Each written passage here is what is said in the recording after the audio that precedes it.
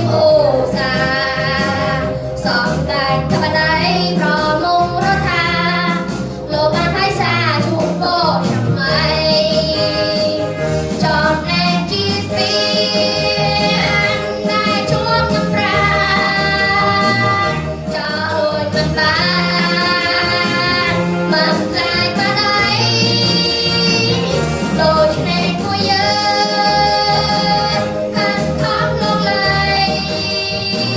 ប្រងគោកសោកใจជាយាមសិក្សាជាយាមសិក្សា